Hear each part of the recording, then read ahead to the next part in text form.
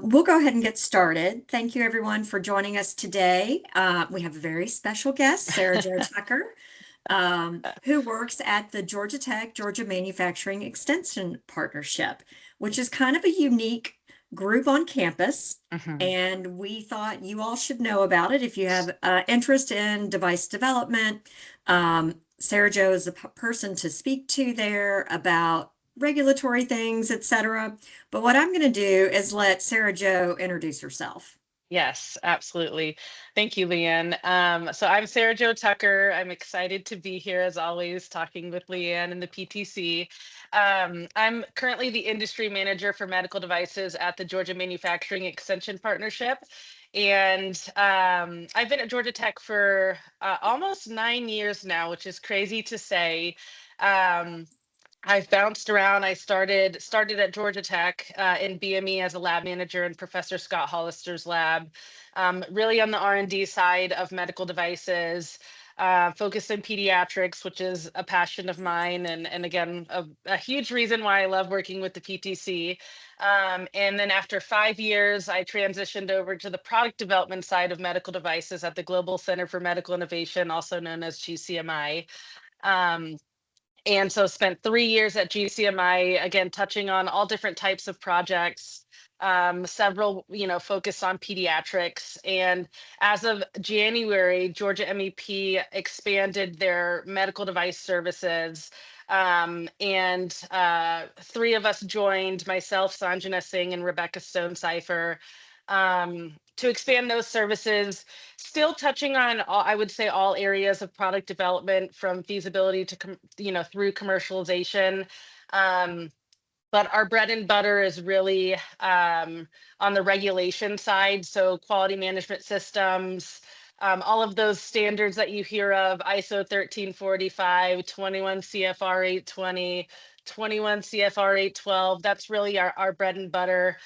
So QMS work and then design history file development work is really our area of expertise. And Georgia MEP is also not just medical device focused. So to give a little bit of background on Georgia MEP, because I have noticed from where I have come from, bebopping around campus, not as many people have had exposure to Georgia MEP as they have at the other areas on campus I've worked at. And so Georgia MEP is a part of a national MEP network. So obviously, what we are focuses on the state of Georgia, and there's an MEP umbrella in each state, focused on small to medium sized manufacturers. And for us in Georgia, and that's across all different types of industries. And so we have services that expand far past just medical devices, supply chain, of course, energy, food and beverage, leadership and development, and expanding on the medical device side, again, is unique in the sense that just as other industries, you have your manufacturers, your contract manufacturers, et cetera. But also your manufacturer of record for medical device companies that may not be, actually manufacturing their device, but they're legally responsible for the devices.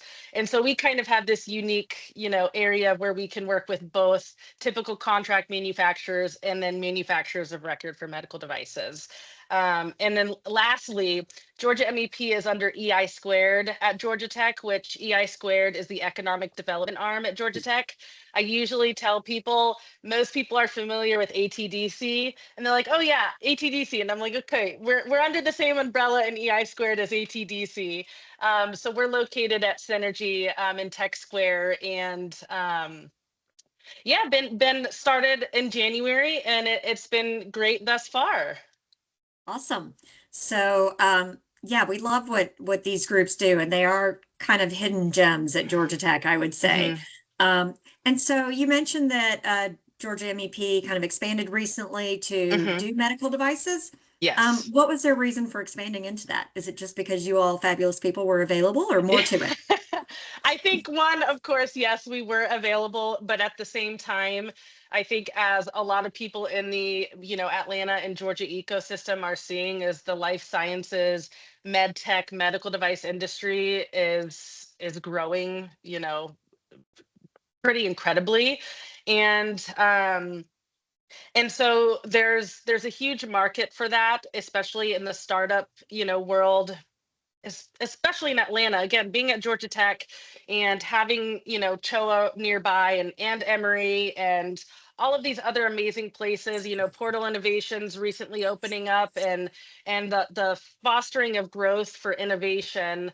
It's really exploding. I mean, Science Square and Shriners, and the list goes on. I could keep going on and on.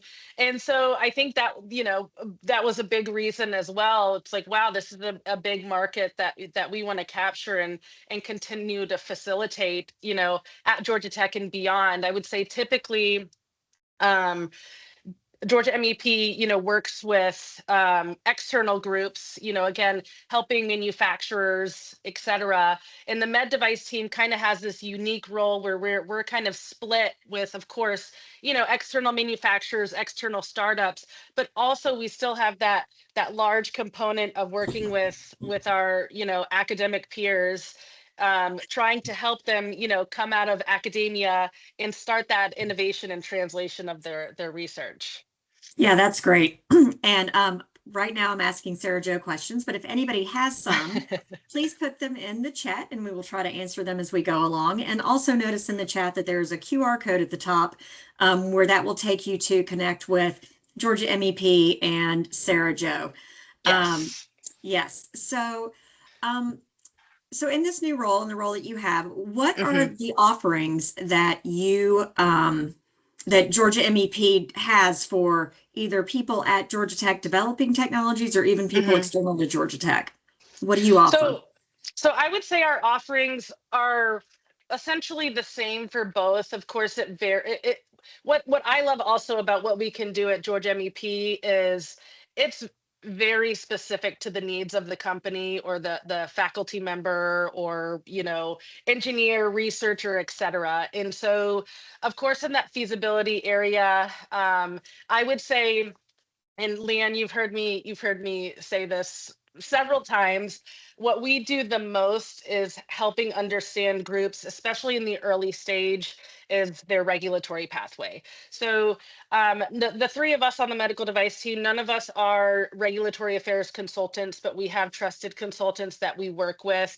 Of course, with what we do on the development side, we touch a lot on the regulatory pathway. That drives our development work, right? And so we're able to do a lot of preliminary regulatory assessments to help these groups understand, okay, what are you looking at in terms of your risk classification? And again, being very fortunate to do the same with the collaborators with the PTC and their technologies, and understand what's ahead. And that's a huge area of feasibility, as well as when you're entering the development process. And if you have your indications identified, and you're continuing to develop, under your quality management system, and you revisit that regulatory pathway often, that's a really big area of focus that we can facilitate, that I would say on the feasibility side we can assist with tremendously. I would say that's mostly what we do on the feasibility side. But of course, with clinical needs assessment, market assessment, technology development. Another big area, as I've mentioned, is the quality management system side. And so a few things about that. Again, you've heard me harp on this a lot, just because it's very critical. And even when these early stage companies are maybe not ready for a QMS, it's still really important to be educated on a quality management system and what's going to be required of you. I would typically say that it's never too early necessarily to establish a QMS. Of course, if you're really, really early, ideation, yes. But we really focus on, okay, let's establish a quality management system for you. We have a quality management system that we're able to help implement and help maintain. Again, a quality management system is a system that drives the processes and procedures for your company. Sanjana, she's listening here somewhere, but she gave me a great analogy that I think really breaks it down for people when they hear QMS and they hear design history file. The QMS is what drives the processes and procedures for your company. It's at a company level. Um, and then the design history file is at the product level, and it drives, you hear design controls and things like that. That's all identified in your quality management system. And so that's a huge area that we focus on, helping companies with, whether you're early stage startup, as I mentioned, we have a quality management system, or later stage, we do gap assessments, we do audits, we do trainings. We've done, my colleague Rebecca, she's done several ISO 1345 training sessions. We also do ISO 14971 training sessions, which is the risk management standard for medical devices. And so, again, all of this being said, it really is dependent upon the need of the collaborator.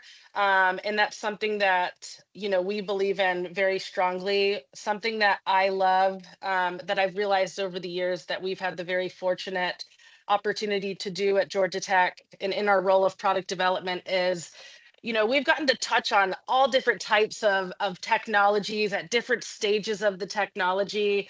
And we've had very expanded experience as far as, I think a certain industry role being in a certain department for a certain technology. We've all touched on so many different types of technologies, and that's given us such great experience to be able to continue working with all different types of groups of all different types of risk classifications and regulatory pathways and types of technology. Um, and so again, this is my long answer to your question. Obviously, I do want to throw in there that on the faculty side, um, so at Georgia Tech, at Georgia MEP, we have a bucket of funds that have been allocated by the EVPR's office that we call EVPR Purchase Services Funds. And the purpose of these funds are to help facilitate and assist in gaps of medical device development for Georgia Tech faculty. And so as a Georgia Tech faculty member, you're able to leverage these funds through Georgia MEP in areas that we can help. And if there are areas where we can leverage a third party group, such as an RAC or other external suppliers, we're able to help facilitate that work. And so for a lot of work we've done with faculty members leveraging these funds, again, regulatory assessments for grant applications. We've done some, again, when we work with faculty leveraging these funds, it's typically before they're in product realization, which is the formal product development under a QMS. But we're able to draft some of the documentation you would draft under the, in development. So a product architecture and use workflow, that's a really critical document, just as it sounds, breaking down the architecture of a device and the use workflow, a design traceability matrix. So again, people are familiar with user needs, design inputs, design outputs. We're able to draft some of that documentation to help these faculty members understand, more of the formal development, as well as give them a leg up for when they do enter that, what we call our phase gated process, phase one. And so I do want to share that for those at Georgia Tech that are in this call.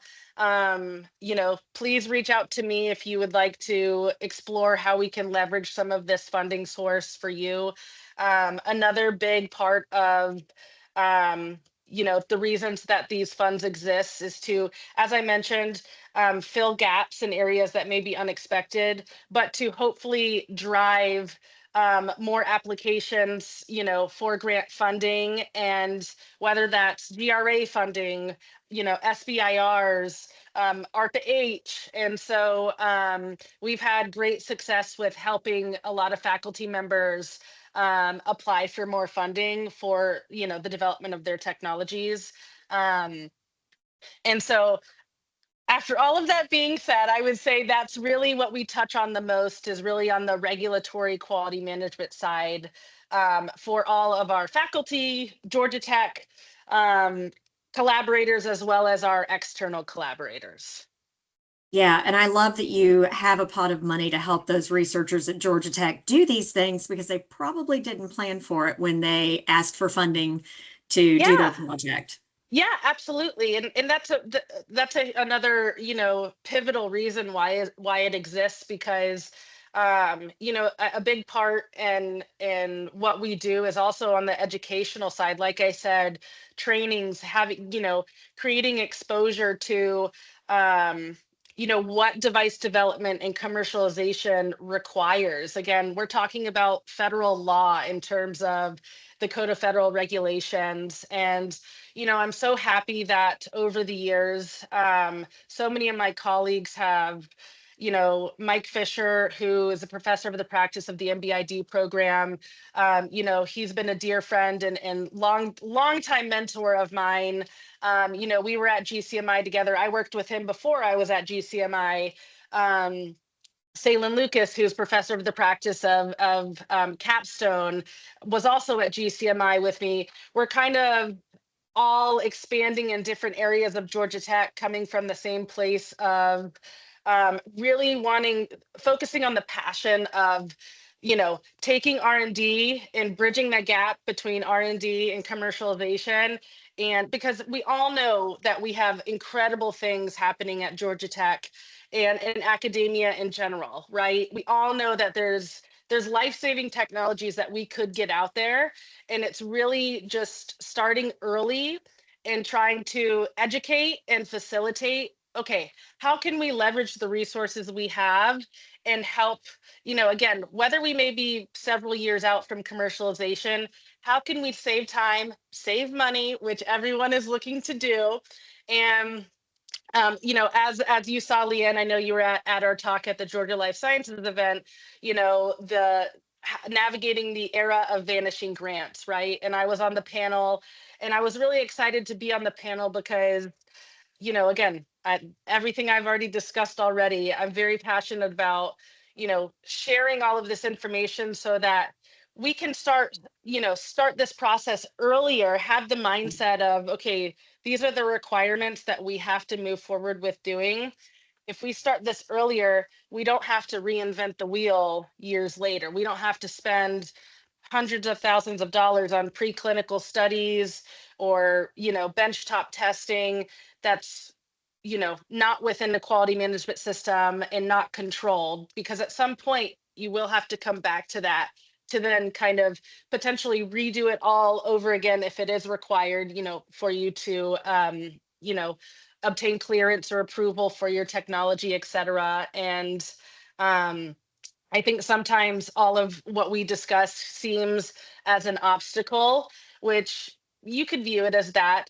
But I like to view it as, and I always say this too, you'll hear the word safe and effective come out of my mouth all the time. All of this is in place to produce more safe and more effective devices. That's the end goal. We all have the same end goal, right? Yeah. And so that's just something that's really a passion of mine. And Sanjana and Rebecca is just helping facilitate understanding, these rules and regulations, and really being impactful as, what all of our goal is. Yeah.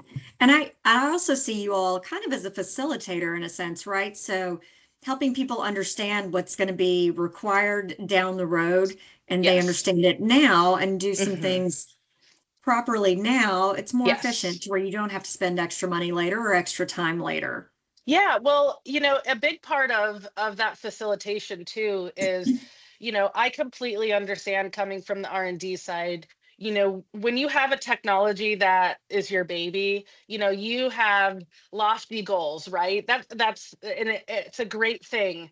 But sometimes in this discussion of, okay, what are you trying to do with this technology, and how can we potentially, I say simplify. I don't know if that's the right terminology, but how can we, um, start with a minimum viable product that maybe have an easier pathway to market on the regulatory side, um, and then go through that process of commercialization and obtaining clearance or approval to market, and then add indications later that can, because again, your claims are everything in terms of medical devices, and that's something we talk about a lot when we facilitate these discussions with our collaborators is really be understanding of what you're claiming, and that you will have to back up those claims with testing, whether it's benchtop, preclinical, or clinical testing.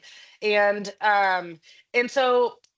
honestly, when we have the discussions, it's like light bulbs, right? It makes complete sense, but we also understand that not everyone, I mean, this is our full-time jobs. We always say we're subject matter experts on the process, and then our collaborators are subject matter experts on their technology, you know, and we don't expect everyone to know all of these, requirements and if you go to the FDA website and you look up the CFR, you know, it's very dry. It doesn't make much sense, in terms of just reading it. And so, again, you're spot on with that. That's exactly what we do. And the same goes for um, the Code of Federal Regulations for investigational studies.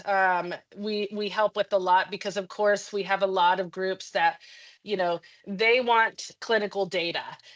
It may not be required, and that's something that we try to assist with too, in terms of, okay, let's talk about the risk and what will be necessary to be compliant with 21 CFR 812, which is the Code of Federal Regulations for investigational studies, in terms of non-significant risk studies, significant risk, and what's required for both of those types of studies, et cetera. And it's really just, to me, it's cross-functional team, right? We all, work together to create the best output. It's a way of life, right? It's just the same thing with what we do.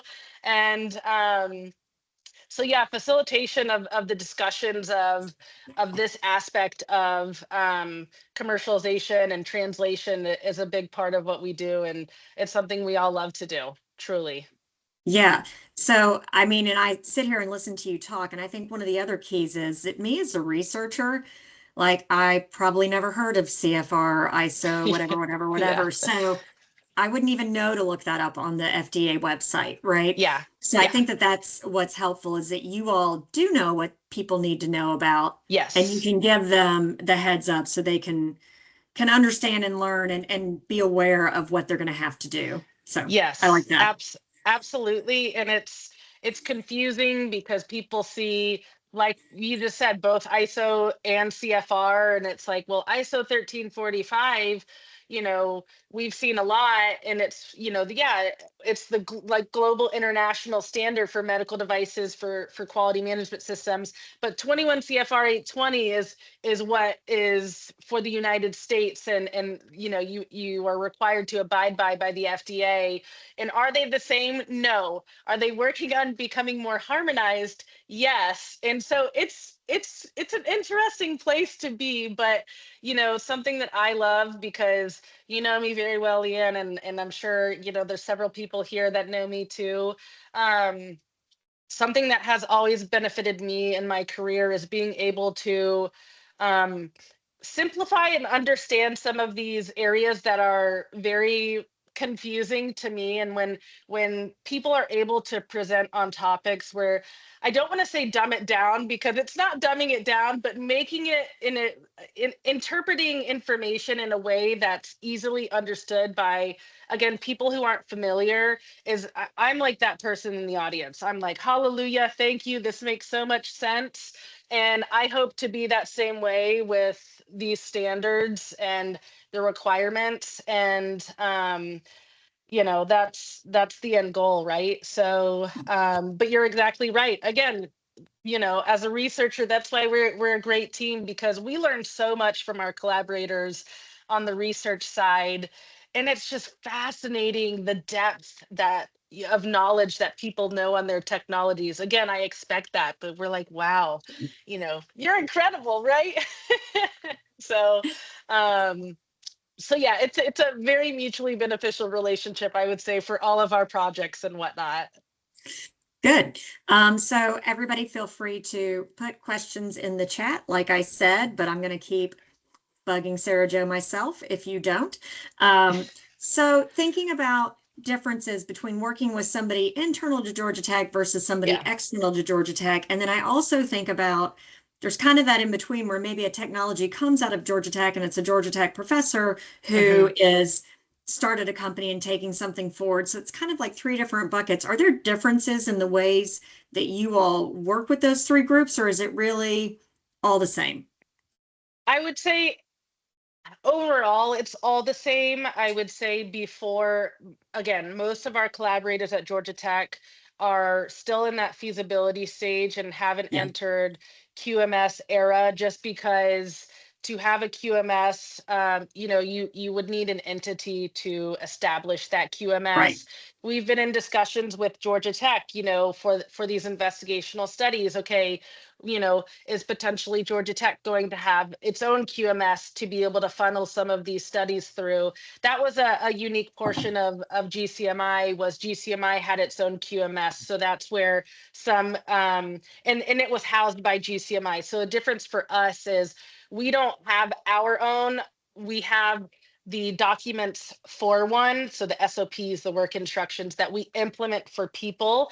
And that's a big difference. And so kind of in that gray area of Georgia Tech faculty and entering the startup, you would really see, okay, no QMS to then QMS and starting that product realization, which is again the development for a product under the QMS. So most of our collaborations with the faculty is really assessing what their goals are and helping in the feasibility area. And again, like I said, that's been a lot of understanding their requirements, on the regulatory pathway, the clinical need, market research and whatnot. Really, we don't do as much on the technology development side as we used to previously. And then when they get into their startup era, that's really okay. Let's talk about the QMS and let's get those things going. And I've said this before, um in terms of implementing a QMS, again, it can seem like a burdensome task, but if you start early, you're a small startup, you don't need the whole shebang that a striker would have or things like that. And so your QMS grows with your company as it grows with your product's design history file. And that's really best case scenario because you're kind of streamlining these processes as you're growing, as well as it creates I would say, better understanding of what actually it's doing and what it is. And you really want to have that buy-in from everyone on the team when you have a quality management system that you have to work under, because I've learned that with distance of quality and development and leadership, um, of course, if you're all unified and understanding of each other's role, that just makes for a much smoother process. And in my experience, starting early and having that buy-in from yeah. your leadership, it really makes everything that much better. Yeah, definitely. And so one thing I want to clarify, because I was just wondering, so you said there's funding to help pay for these processes because people may not have thought about doing it. Is that only for Georgia Tech employees early on, or does that count for people who come to us from externally? And So then we have that is questions in the chat that I'll go to.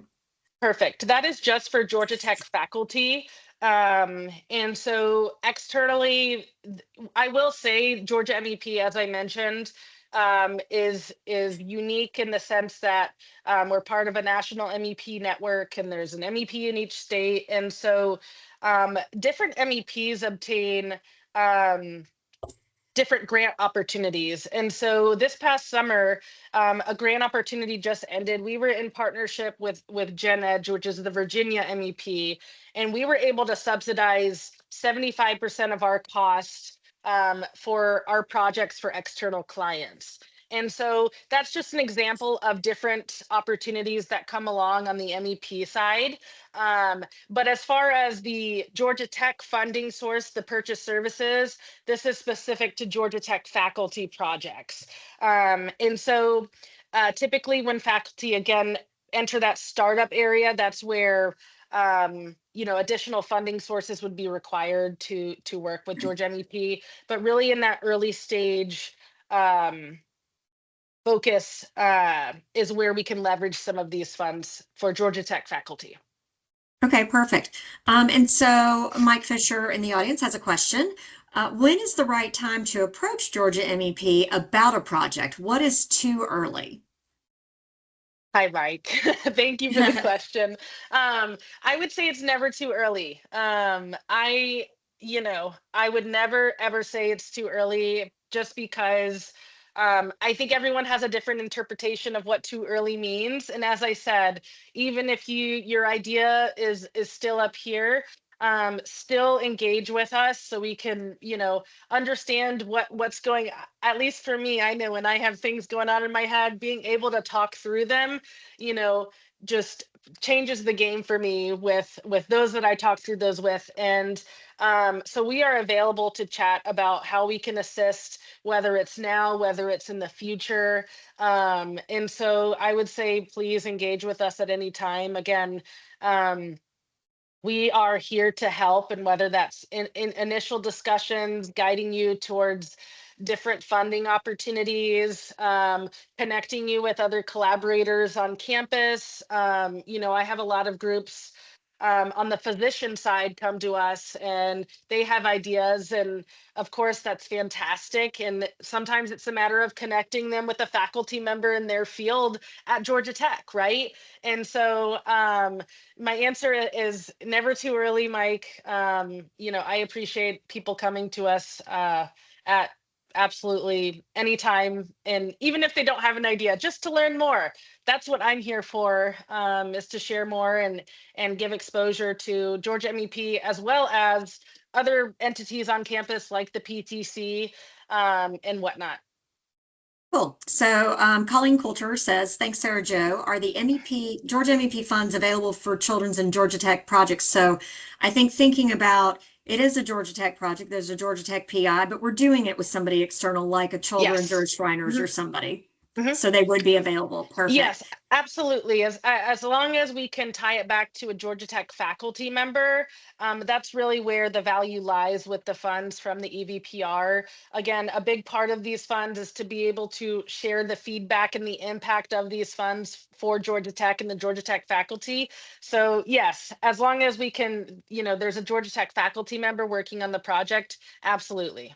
Okay. And do you help product developers find appropriate manufacturers for commercialization? Yes. So Dean Hetton back on my team, he is a part of the supply chain team for MedTech. So I would say he's half on the medical device team, you could say.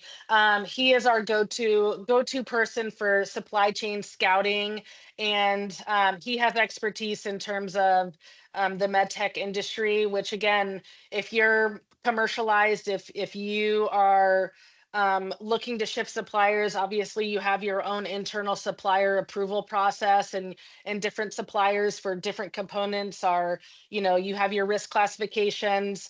He is able to help facilitate supplier scouting. And so still reach out to me, and I'll connect you with Dean, and myself included, of course. Dean and I and the med device team, we do a lot of work together because of course that's a big discussion, whether Yeah. you're in your prototyping stage, which he can facilitate, and you have more flexibility on the types of manufacturers you're looking for, or you're looking for, a commercially equivalent, device that you're trying to put together for verification and validation, and you need suppliers that are ISO 1345 certified. Same with that as well. So that, yes, that's a big part of something that we can help with at Georgia MEP, which is another reason why I have really enjoyed being with Georgia MEP with expanded resources. Um, it's just incredibly useful. And again, adding on, so we have our own network in the state of Georgia. So we have region managers across the state that facilitate and foster the relationships with the manufacturers in their region. But say there's a manufacturer for something that we don't have in the state of Georgia. That's where we're able to leverage the MEP network and say, okay, let's send out a message to the MEPs in the Southeast. This is what we're looking for. Do you guys have manufacturers of this type? Okay, none in the Southeast. Let's expand it to nationally. that's something that's been also really cool about being with Georgia MEP and having this national network where we can leverage each other's resources. Um, so yes. Okay, good. And then Paul Snyder asks, regarding quality systems, is there something innovators should know about the pending OMSR rule taking effect in February? Hi, Paul. Yes, so that's QMSR, Oh, sorry. and no, you're fine. um, so yes, so this came out. Must have been last year by now, with 21 CFR 820. So there was an update to the CFR, and this update has some harmonization, further harmonization with ISO 1345. I can't remember exactly when it came out, but they give you a period of time where essentially a runway of time to implement the changes to be compliant with the new QMSR ruling. And so that implementation is official in February, where you must be compliant with the new ruling. And so that's something that we can help with. And for example, when this update was made, the QMS that we have, Rebecca and Sanjana spent so many hours on updating our own internal documents to the new QMSR ruling. And so we have a feeling that, again, as it gets closer, we may be hearing from more people. And the same goes for ISO 1345 when it has its next update.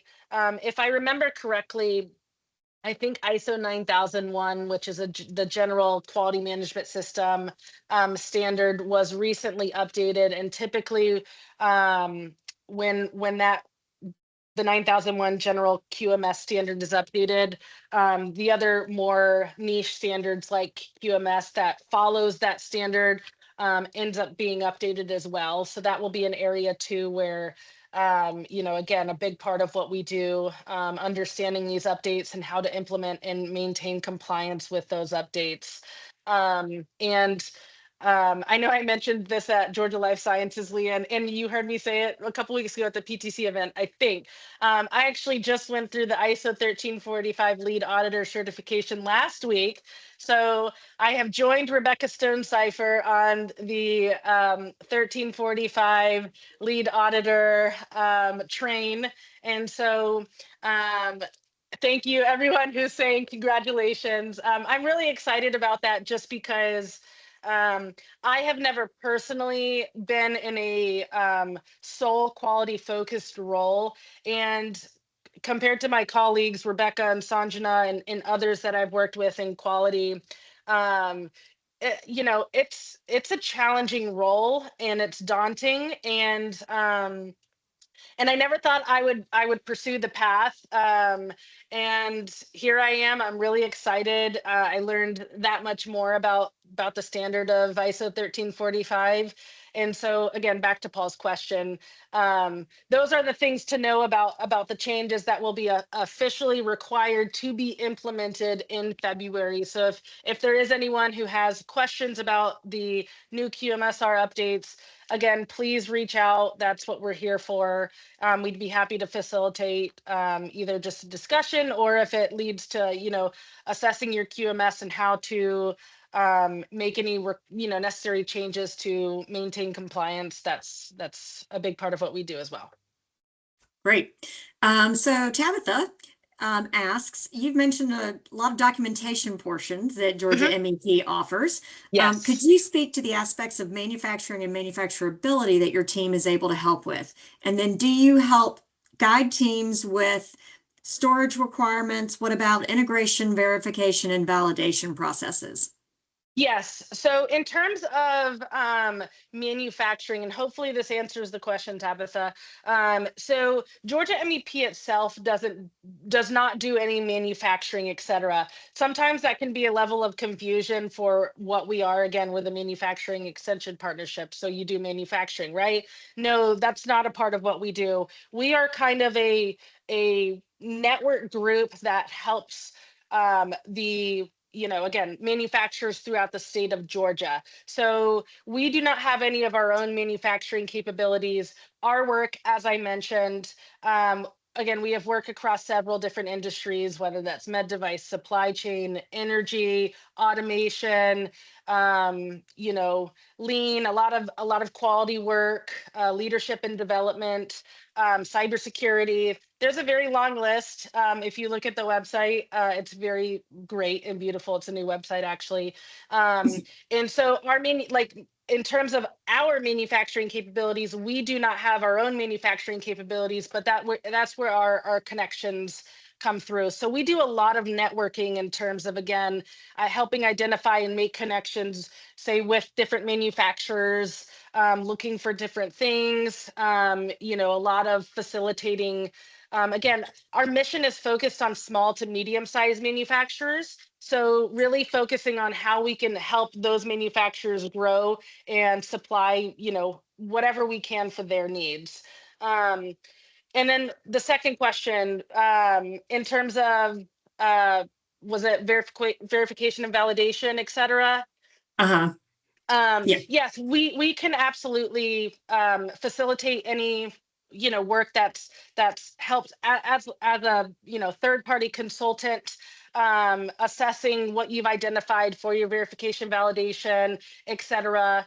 Our team has experience with, again, the full product realization phase gated process, touched on all of the areas from phase 1 through phase 5. And so that's definitely an area that we can help with. And again, we're very agnostic to in terms of what our clients need. And so, and that's the fun part of what we're able to do, because everyone needs, different levels of help. And sometimes it can be a very small scope of work to where, or it can be a larger one. And so hopefully that answers the question.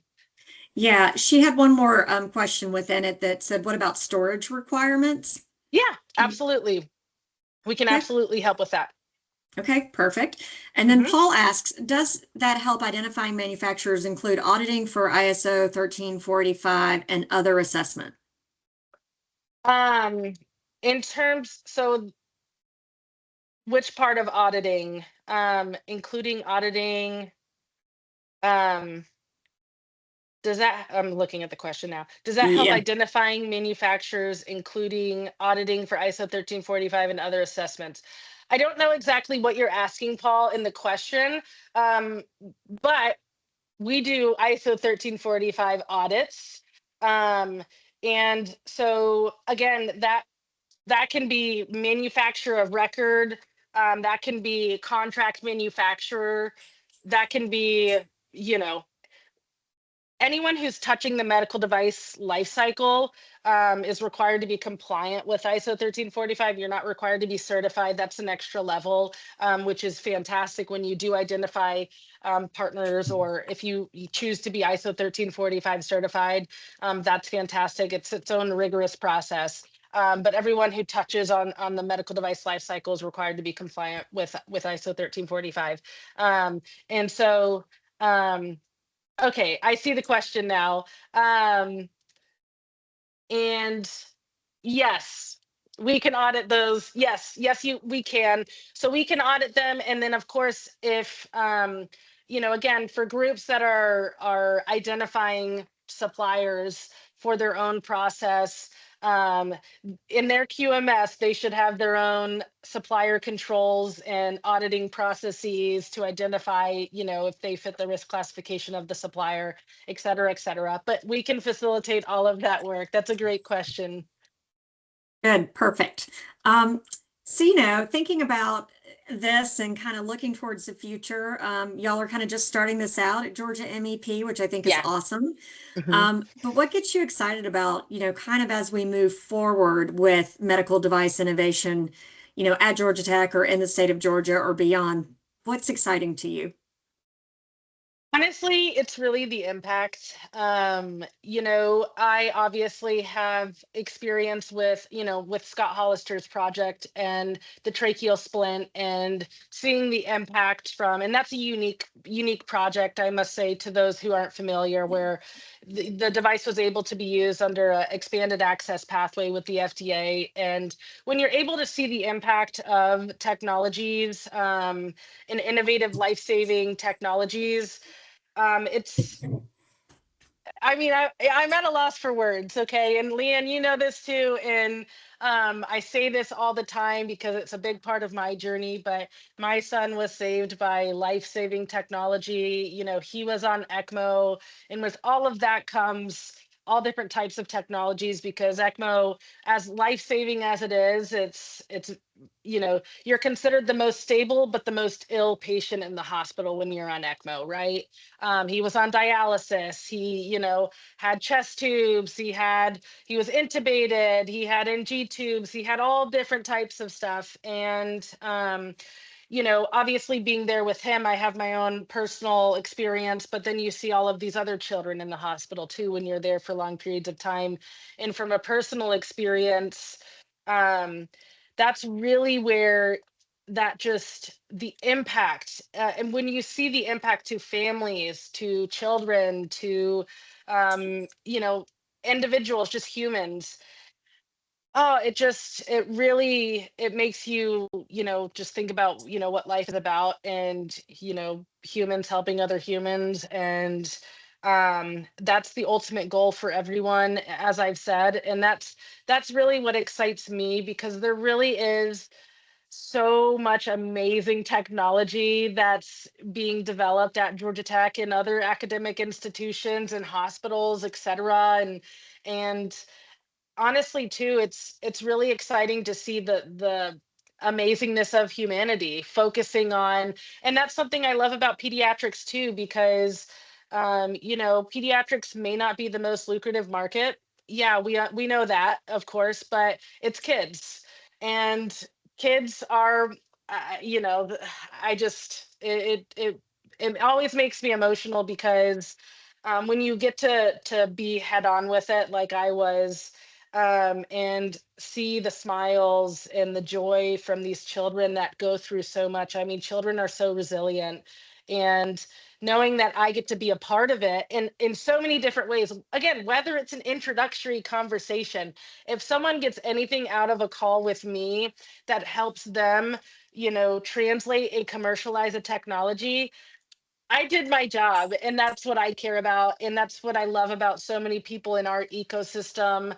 Um, we all have the same, fuel that drives us to do what we do. And that's really what excites me. And it also excites me, again, as I mentioned, our ecosystem is growing with Portal Innovations, Science Square, Shriners.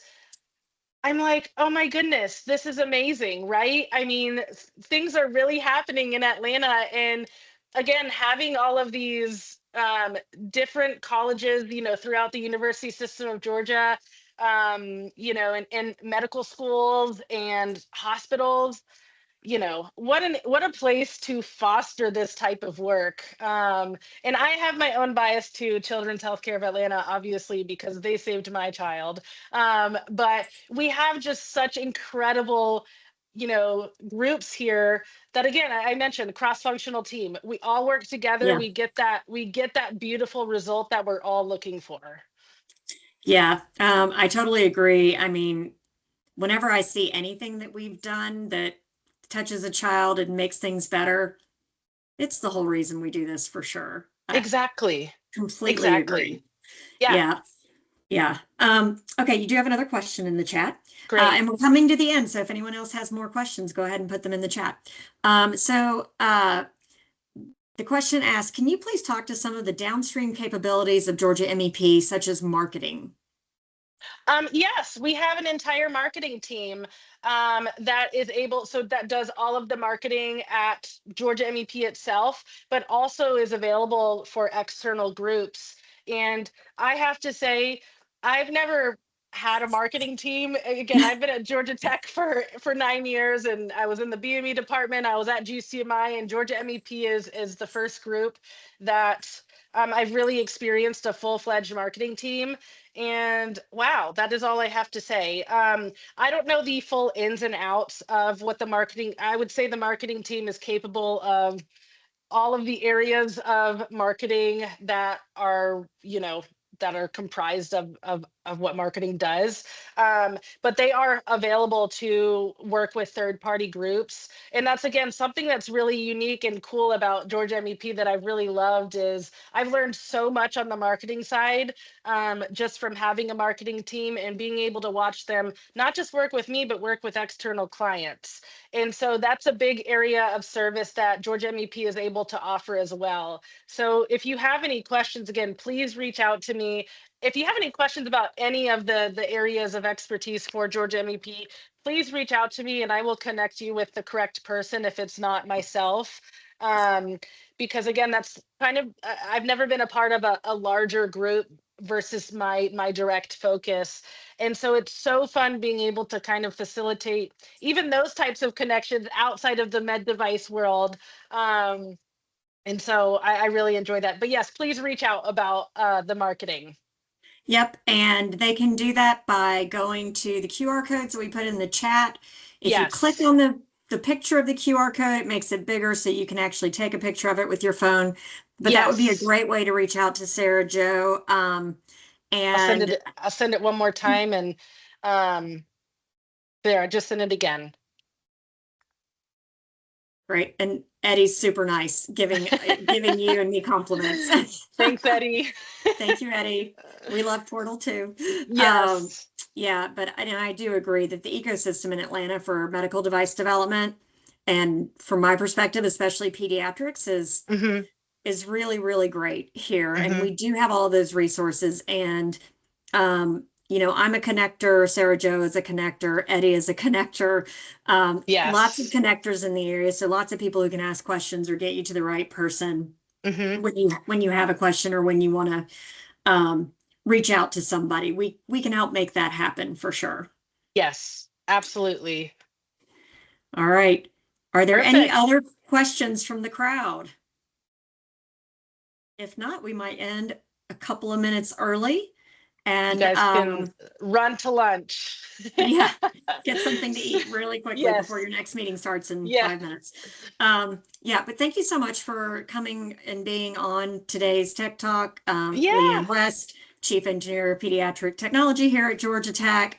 Yes. Both Sarah Joe and I are here to help in any way we can. So feel free to reach Hmm. out and we'll make sure you get what you need. But yeah, thanks for joining us today. We really appreciate it. Fabulous. Thank you so much, everyone. Thanks, Sarah Joe. All right. All right. Bye. Bye.